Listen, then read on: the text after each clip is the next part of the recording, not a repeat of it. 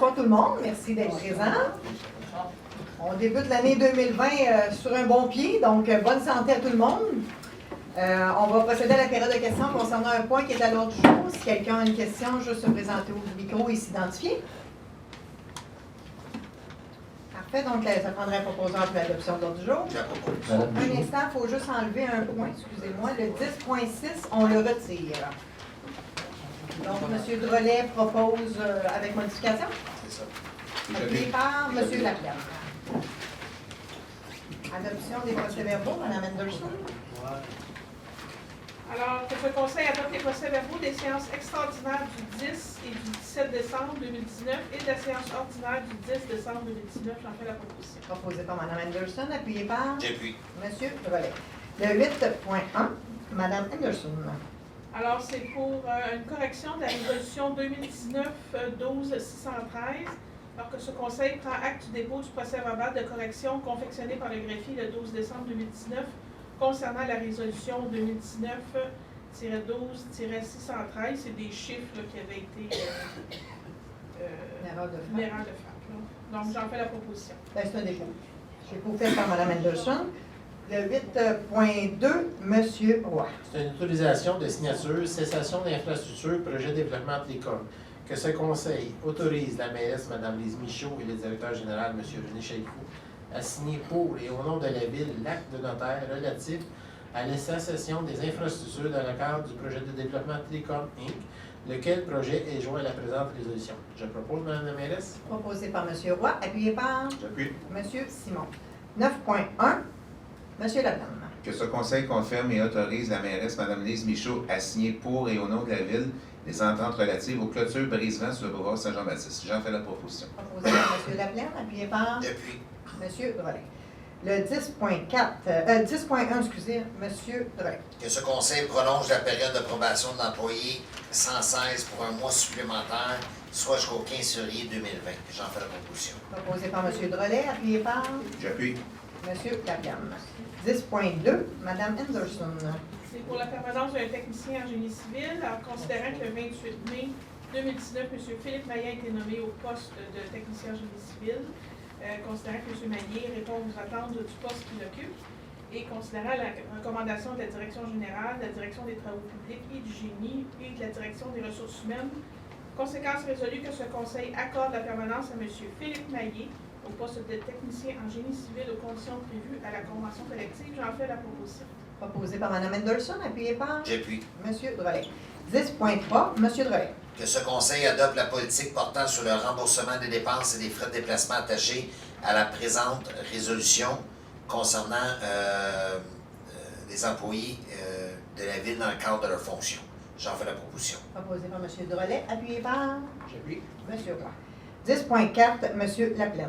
Que ce Conseil mandate la société Poupard et Poupard Avocats et notamment Maître Pierre Bérubé afin de représenter les intérêts de la Ville dans différents griefs déposés ou à être déposés pour les années 2019 et 2020 dans le cadre de l'application de la convention collective liant la Ville et le syndicat des pompiers et pompières du Québec, section locale Mercier, et que la facturation soit distincte pour chacun des griefs et que ce mandat sont limités à la somme de 24 999 au total, et que ce Conseil se réserve le droit d'ajuster ce montant à la hausse au cas de besoin. J'en fais la proposition.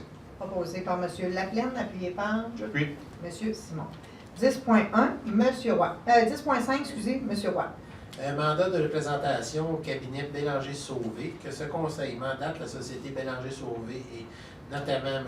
Richard Coutu afin de représenter la Ville de Mercier dans le dossier 760-22-01-14-15-190 de la Cour du Québec pour un montant n'excédant pas 10 000 que ce Conseil se réserve le droit d'ajuster ce montant à la hausse au besoin. Je propose, Mme la mairesse.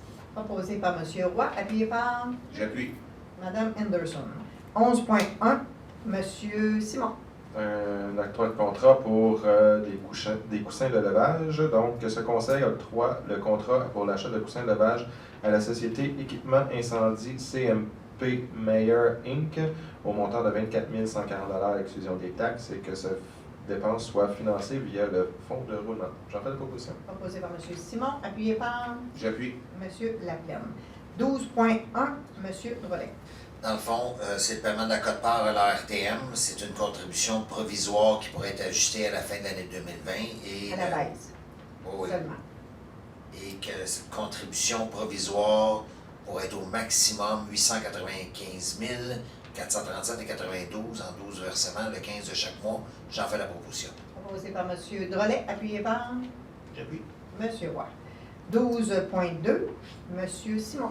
Que ce Conseil adopte le règlement 2019-980 concernant la modalité de dépôt d'une demande de révision de l'évaluation foncière et le versement de la somme d'argent exigible lors du dépôt. J'en fais la proposition. Proposé par M. Simon, appuyé par J'appuie. M. Laplaine. 12.3, M. Roy. C'est l'adoption de prévision budgétaire à RIA-VC. Considérant que la Régie intermunicipale de Québec de la Vallée de Châteauguay a dressé son budget pour l'année 2020, considérant que ce budget a été adopté par le Conseil d'administration de la Régie au cours de la séance de décembre 2019, considérant que ce budget a été transmis aux municipalités membres pour l'adoption, considérant que pour le taux de l'année 2020 est de 0,3620 le mètre cube, pour une consommation approximative d'1 792 431 mètres cubes d'eau. En conséquence, est résolu que ce Conseil adopte le budget de la Régie intermunicipale d'aqueduc de la Vallée de Châteauguay joint à la présente résolution. J'en fais la proposition, Mme Michaud. Proposé par M. Roy, appuyé par J'appuie. Mme Anderson. 12.4, M. Drolet. C'est une adoption de règlement d'ordonnant des dépenses en immobilisation et décrétant un emprunt de 2 289 000. Il y a eu une avant de motion faite le 10 décembre. Donc, je propose qu'on adopte le règlement 2019-983. Proposé par M. Drolet, appuyé par J'appuie. M. Laplaine.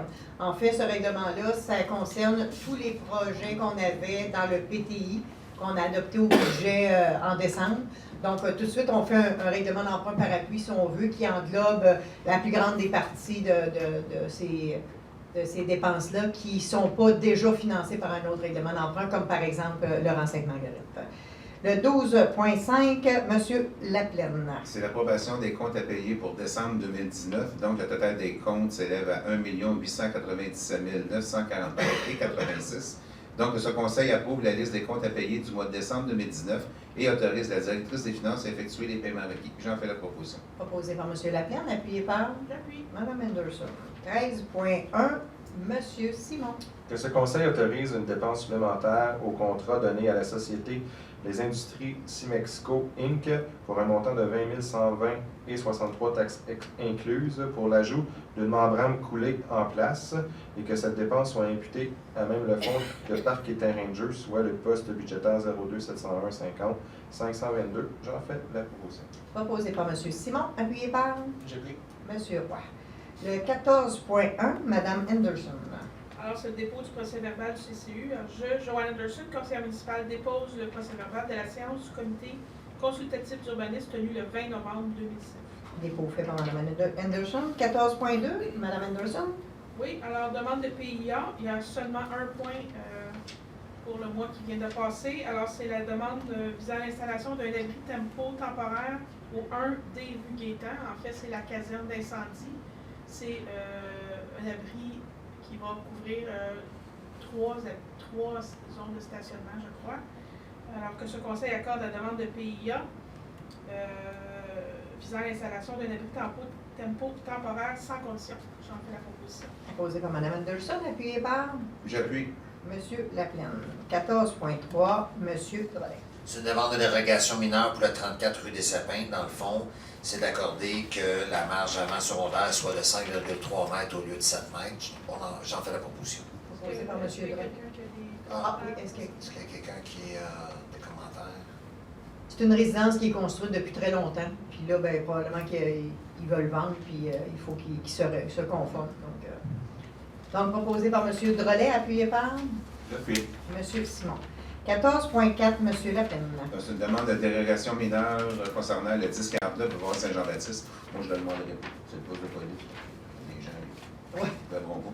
Donc, que ce Conseil accorde la demande de dérogation mineure 2019-53 au 1049 boulevard Saint-Jean-Baptiste afin de permettre qu'il soit installé un abri d'auto temporaire comme équipement accessoire dans un bâtiment à usage communautaire, alors que le tableau de l'article 9.2.2 du règlement de zonage 858 ne l'autorise pas et permettre qu'un abri temporaire ne soit pas installé sur un espace de stationnement, alors que le paragraphe B de l'article 5.2.4 du règlement de zonage l'exige sans condition. J'en fais la proposition. Proposé par M. Laplaine, appuyé par J'appuie. M. Drolet. 14.5, Mme Anderson. Alors, c'est une demande de dérogation mineure, toujours à la même adresse, au 1D rue Gaétan, c'est la caserne d'incendie. En fait, les règlements ne permettent pas l'installation d'un abri temporaire sur 3 espaces de stationnement. Alors, c'est pour venir accepter ça. Alors, accepter sans condition pour l'installation sur les 3 stationnements. Proposé par Mme Anderson, appuyé par Puis, M. Drolet. 14.6, M. Laplaine. Oui, que ce Conseil adopte le premier projet du règlement 2009-858-56, modifiant le règlement de zonage afin de créer la zone 102-101 au détriment de la zone 606-119 et créer les usages et les normes applicables à cette zone. J'en fais la proposition. Proposé par M. Laplaine, appuyé par J'appuie. M. Simon. 14.7, M. Drolet. donc, que ce conseil fixe la date de retrait de la rampe d'accès temporaire au 89 rue Beauchamp au 5 juin 2022. J'en fais la proposition. Proposé par M. Drolet, appuyé par J'appuie. Mme Anderson. 14.8, M. Roy. C'est une précision, c'est une résolution. Considérant la résolution 2019-12-635, considérant la représentation de la Commission de la protection du chloralcool du Québec, afin d'obtenir la précision concernant l'alinéa du lot 5 800 221 219 par 5 200 000, c'est 3 numéros de lot. Considérant la recommandation de la Direction d'urbanisme et environnement, en conséquence, c'est résolu que ce Conseil réitère son appui à la demande d'autorisation auprès de la CPTAQ pour l'utilisation autre que le code des lots 5 800 221 5 Pas 800 grave, saute les numéros. C'est ça. Pas grave. Que ce Conseil précise l'appui également de la demande à l'aliénation auprès de la CPTAQ des lots 5 800 221 219, sont toutes les 5 millions. Donc, proposé par M. Roy, appuyé par J'appuie. M. Laplaine. 15.1, M. Laplaine. C'est une aide financière à l'Association des locataires HLM Georges Prudhomme. Donc, ce Conseil octroie une aide financière au montant de 500 $ à l'Association des locataires HLM Georges Prudhomme et que cette dépense soit imputée au poste budgétaire 0210 00 970. J'en fais la proposition. Proposé par M. Laplaine, appuyé par J'appuie. M. Drolet. 15.2, M. Drolet. Que ce conseil octroie une aide financière au club de patinage artistique de Mercier pour son spectacle de fin d'année sous forme de commandite selon l'option 2 au montant de 500 $ et que cette dépense soit imputée au poste budgétaire 0210 00 970. J'en fais la proposition. Proposé par M. Drolet, appuyé par J'appuie. M. Simon. Le 15.3, M. Simon. Une aide financière pour l'équipe junior A. Donc, vu qu'ils sont dans une catégorie d'âge qui ne rentre pas dans les subventions, pour la même que le hockey mineur, vu que c'est des plus que 17 ans. Donc, ce conseil verse un montant de 6 600 $ à l'Association de hockey mineur de Mercier afin de supporter l'équipe junior A et que cette dépense soit imputée au poste budgétaire 0210 00 970. J'en fais la proposition. Proposé par M. Simon, appuyé par J'appuie. M. Laplaine. 15.4, Mme Anderson. C'est le renouvellement du contrat de gestion des camps de jour. Alors, considérant qu'en février 2019, ce conseil a octroyé un contrat pour la planification, l'organisation, la coordination et l'animation des camps de jour et camps spécialisés, considérant que le contrat est d'une durée de 1 an, applicable pour la saison 2019, avec possibilité pour la Ville de Mercier d'exercer à sa seule discrétion 2 options de renouvellement d'une année supplémentaire. Alors, considérant la satisfaction de la direction pour la prestation de services de la société Domisa, conséquence résolue que ce conseil reconduise le contrat de planification, organisation, coordination et animation des camps de jour à la société Domisa pour la saison d'été 2020. J'en fais la proposition. Proposé par Mme Anderson, appuyé par J'appuie. M. Simon. Période d'intervention des membres du conseil, Mme Anderson? Je n'ai pas de rien de spécial, juste vous souhaiter une superbe année 2020. Plein de santé, puis le reste va venir avec. Alors, merci d'être là. Merci. Madame, M. Roy? Pareillement pour moi, santé surtout. On ne peut pas l'acheter nulle part, la santé. Fait que, en espérant que vous allez être avec nous autres pendant très longtemps, encore, plusieurs années. Et merci beaucoup. Merci. M. Laplaine. Aucune intervention. Bonne année. Merci. M. Simon? Bonne année, beaucoup de santé. On a commencé aussi pour la Fondation Gisèle Faubert, on a commencé la vente de billets pour la vente de place pour l'Happening 2020, qui est le 4 avril. Nos artistes invités sont Marie-Ève Janvier et Jean-François Brault. Donc, c'est un spectacle à ne pas manquer avec un souper 5 services gastronomique avec accord mai 20. Donc, toujours à Candiac, au complexe Roméo Ville-Patnaud, donc le 4 avril, soyez-y. Et un petit survol, qu'est-ce que pour justement la maison de soins palliatifs où on est en rendu, ça va très bien, on attend juste la vie finale de la CPTAQ.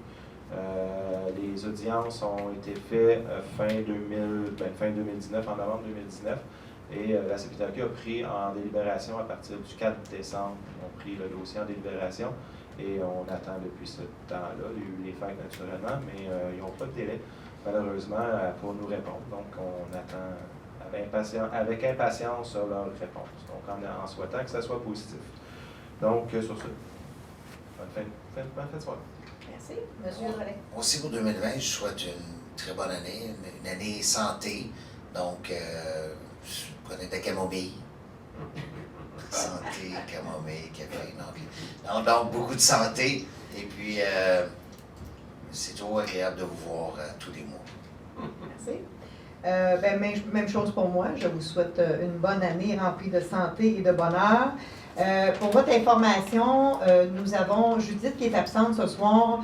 Les membres du conseil ont accepté de reporter nos séances de reporter nos séances au mercredi.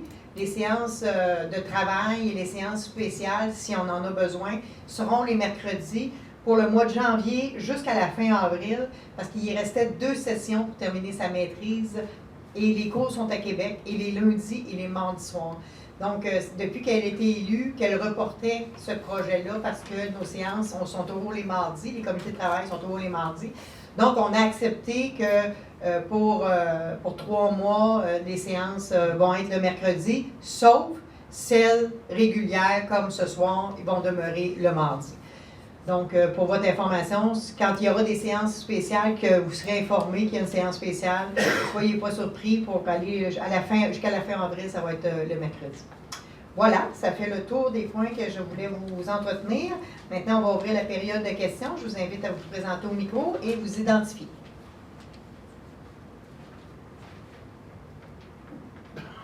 Pas tout le monde en même temps, là. Qui va y aller? Je vais être bref.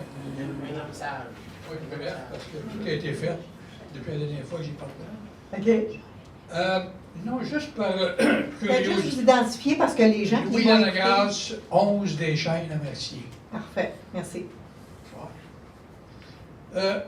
Juste par curiosité, qu'est-ce que vous entendez par coussin de levage? Moi,